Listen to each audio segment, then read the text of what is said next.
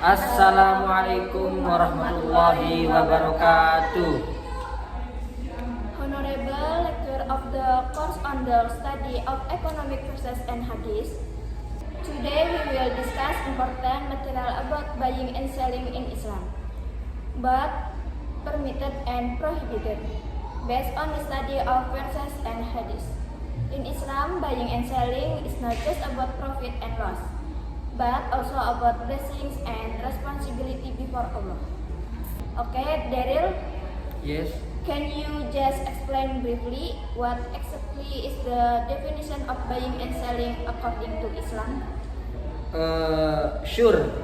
In Islam, buying and selling is now as al-bal, at-tijara or al-mubadalah, which means exchange or replacing something with something else according to the Hanafiya school of the buying and selling is the exchange of with on consensual basis in a way that just justified by Syria.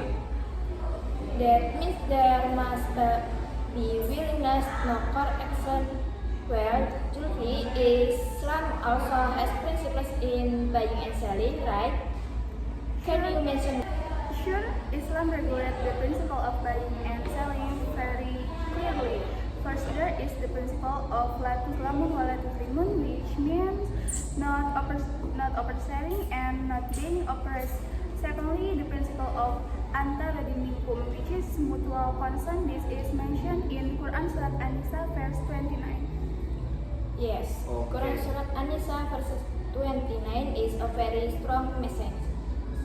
Allah says, "Oh, you who believe, do not of one another well by unlawful means, except by way of mutual trade between you."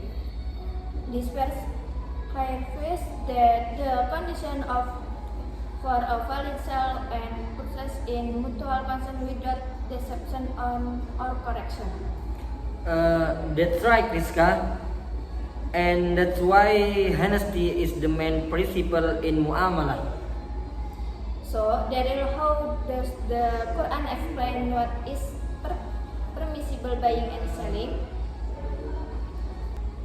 One of the verses is in Al-Quran Surah Al-Baqarah 275. Allah explains that buying and selling is halal, while usury is forbidden. So if someone equates usury with buying and selling, it is wrong and has been confirmed in the fancy. From the hadith, are there any hadiths that support halal buying and selling? There is the hadith narrated by Tirmidhi states that honest and trustworthy trades will be gathered with the prophet, Sadiqin and martyrs. This show that trading can be a part of heaven if practiced with integrity. Okay. Masya Allah. Moving on the prohibited part, Daryl, what is an example of a prohibited trade?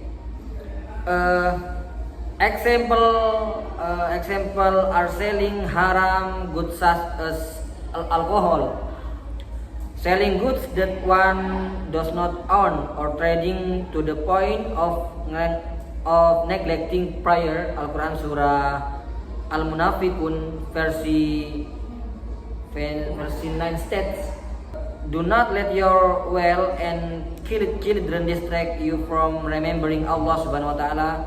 This includes the prohibition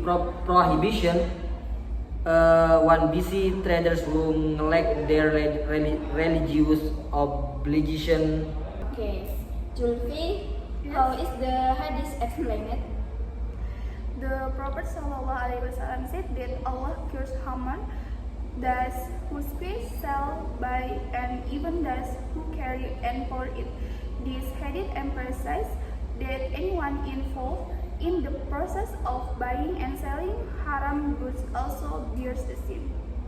Masya Allah. Okay. Okay. That's amazing. So, what are the main lessons we can take away? The lesson is that Islam is very concerned about fairness in economics. Honest buying and selling will bring blessing, while haram buying and selling will bring the wrath of Allah Subhanahu wa Taala. Agreed.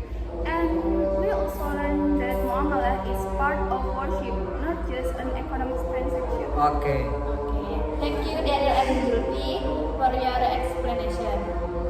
Hopefully, this study will add insight to all of us. Okay. In closing, from our discussion today, we can concernable that buying and selling in Islam is not just matter of profit and loss, but must be done honestly, fairly, and in accordance with the Sharia, the Al-Quran, and Hadith. Law buying and selling that is done consensually, and prohibit tools that contain haram element. Hopefully we can it in our daily lives. Okay, thank you very much. Assalamualaikum warahmatullahi wabarakatuh.